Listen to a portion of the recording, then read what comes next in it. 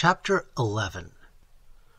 That evening, a few minutes before 9 o'clock, I descended from a cab in front of No. 8 Rue d'Alouette, and was ushered into a pretty reception room by an irreproachable servant who disappeared directly with my card.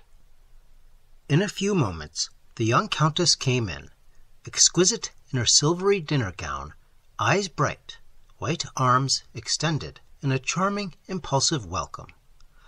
The touch of her silky fingers thrilled me. I was dumb under the enchantment of her beauty, and I think she understood my silence, for her blue eyes became troubled, and the happy parting of her lips changed to a pensive curve.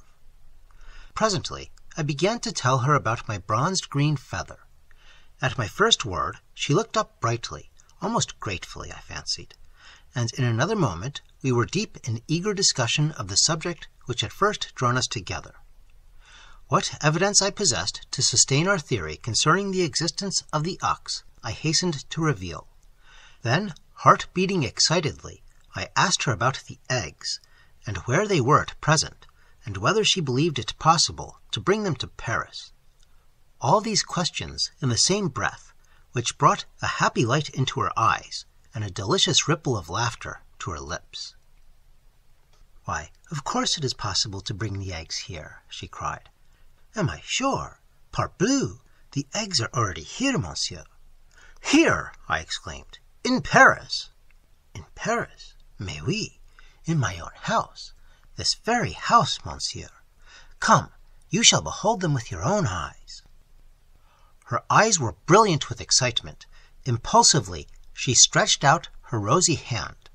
I took it, and she led me quickly back through the drawing-room, through the dining-room, across the butler's pantry, and into a long dark hallway. We were almost running now, I keeping tight hold of her soft little hand, she, raising her gown a trifle, hurrying down the hallway, silken petticoats rustling like a silk banner in the wind. A turn to the right brought us to the cellar stairs.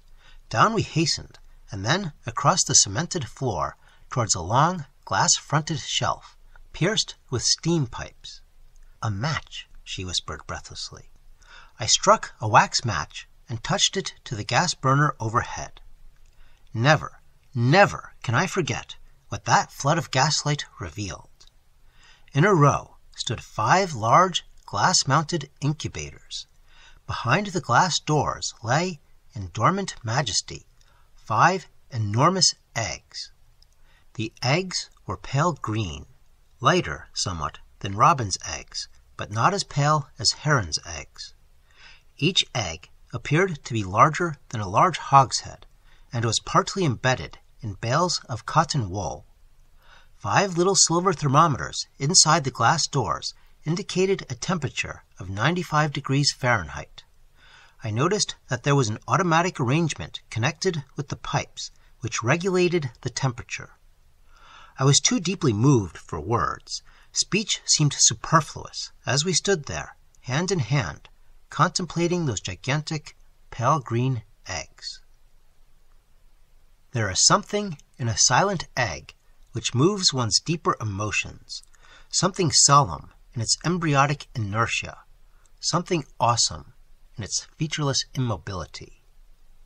I know of nothing on earth which is so totally lacking in expression as an egg.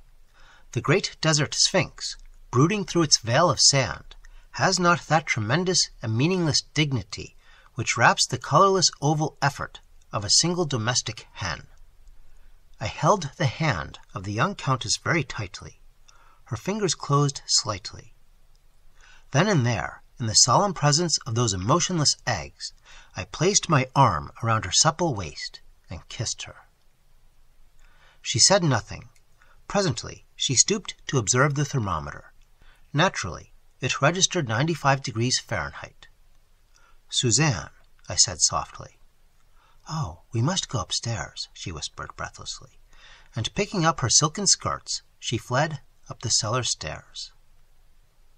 I turned out the gas with that instinct of economy which early wastefulness had implanted in me, and followed the Countess Suzanne through the suite of rooms and into the small reception hall where she had first received me. She was sitting on a low divan, head bent, slowly turning a sapphire ring on her finger round and round. I looked at her romantically, and then, "Please don't," she said. The correct reply to this is, "Why not?" very tenderly spoken. "Because," she replied, which was also the correct and regular answer. "Suzanne," I said slowly and passionately. She turned the sapphire ring on her finger. Presently she tired of this, so I lifted her passive hand very gently and continued turning the sapphire ring on her finger, slowly, to harmonize with the cadence of our unspoken thoughts. Towards midnight I went home, walking with great care through a new street in Paris paved exclusively with rose-colored blocks of air.